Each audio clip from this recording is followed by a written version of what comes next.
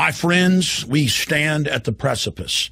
The entire world is rushing towards World War III by any measurement or definition. The private offshore banks that dominate Europe and the United States are invading countries all over the Middle East, North Africa, and trying to start a war as well with Pakistan. This is all happening as the world economy is imploded and as the private central banks openly announce a private corporate bank of the world that our carbon taxes will be paid into. Our sources inside the Pentagon in D.C. and at Fort Hood, Texas, as well as others, have confirmed that major armored divisions out of Fort Hood and other bases are set to be sent late in September into October into Libya, a full-scale ground war.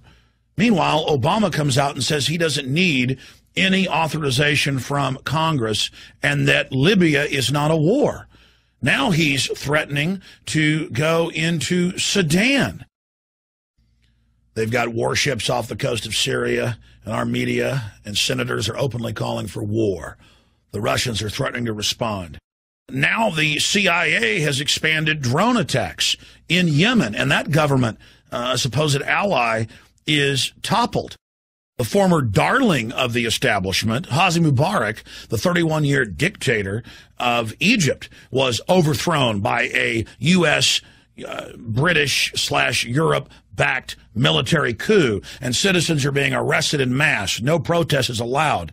This is amazing. Al-Qaeda-backed forces in the east of Libya are now being augmented by U.S. and British special forces.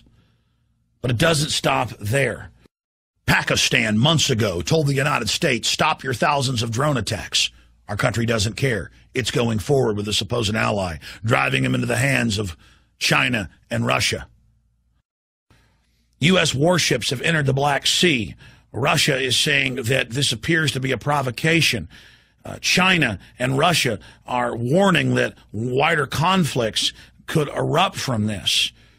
The word we're getting from our military sources and officers is that they've been told that basically a giant war in North Africa, the Middle East, and Central Asia is about to be launched as a political smokescreen for the financial collapse that's happening in the West, because they know populations in Europe, England, and the United States and Canada will rally around the government as the Depression intensifies if they're in the middle of a war.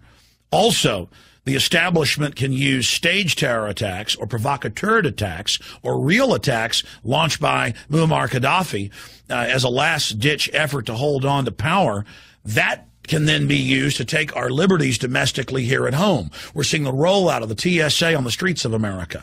We're seeing open spy groups being formed through pastors and lawyers and community organizers to spy on their fellow Americans. All of the classical forms of tyranny are now unfolding, and a giant multi-region war that will undoubtedly suck in China and Russia is now being launched. That's why they gave President Barack Obama, right after he got into office, the Peace Prize. They knew that all these new wars were going to be launched, but that they would be called peace. This is Obama's global peace tour. First, he's sold as this anti-war liberal. The planet bows down before him after 8 years of warmongering and lies about WMDs by George W. Bush. And then Obama launches new conflicts across the globe, but dubs them as humanitarian and bringing peace, and tells the world giant mushroom clouds and huge buildings being blown into pieces is not war. It is humanitarian liberation. And the controlled corporate dinosaur media said, you don't understand. These new wars are not wars. These are kinetic actions, and these are to bring peace. We were told Al-Qaeda were the good guys in the east of Libya going after Muammar Gaddafi. We were told that bombing their cities and killing thousands was humanitarian. And now we're told that a new war, peace action needs to be launched against Syria, and U.S. warships are waiting off the coast. Obama says he's concerned about what's happening in Sudan, and there might need to be a military bombardment there. Yemen is being carpet bombed by hundreds of predator drones. And the media says, look at our peacemaker, look at our king, look at him, our great new General Obama. He doesn't need Congress for authority. He has the United Nations. Ladies and gentlemen, last year at Bilderberg, and again just a few weeks ago at Bilderberg in St. Moritz in Switzerland, our sources, who've been very accurate in the past, have reported to us that this is part of a global destabilization program that is meant to lead to not just a multi-regional conflict, North Africa, Middle East, Central and South Asia, but to engulf China and Russia in destabilizing color revolutions. But the globalists won't stop there. They must destroy every nation state. They must destroy every currency. They must destroy every economy. So the entire world bows to this world government George Sorosian program of order out of chaos and the private global banking cartel that you will pay your carbon taxes to. It is happening.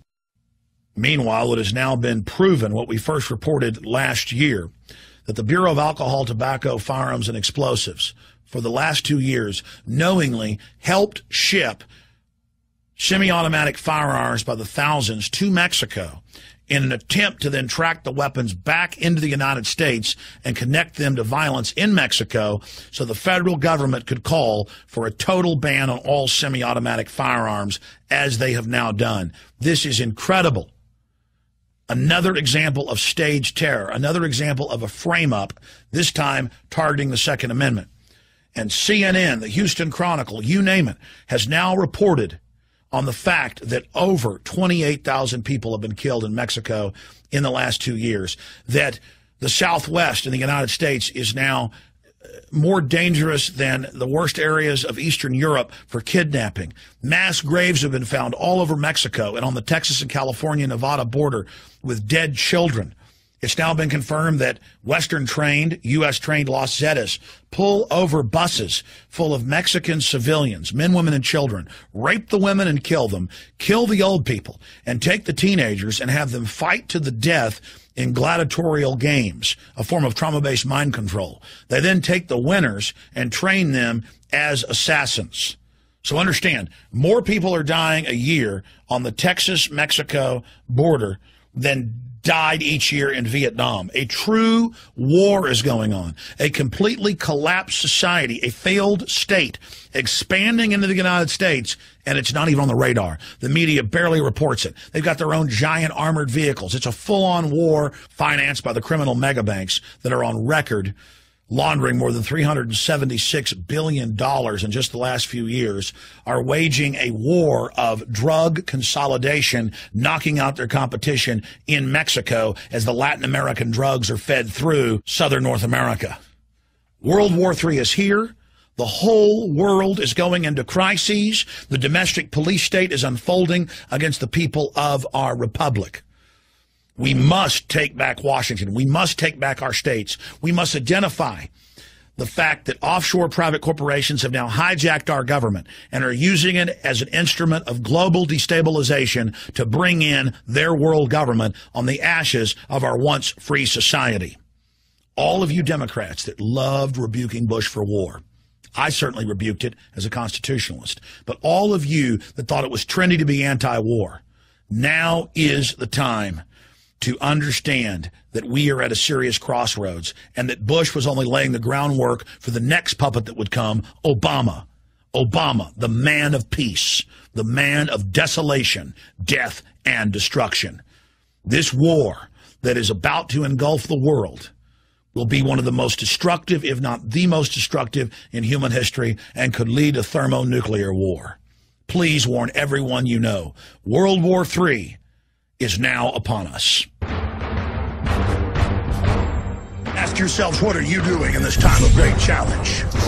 What are you doing to unlock minds? Go to Infowars.com and PrisonPlanet.tv for the latest headlines and cutting-edge information.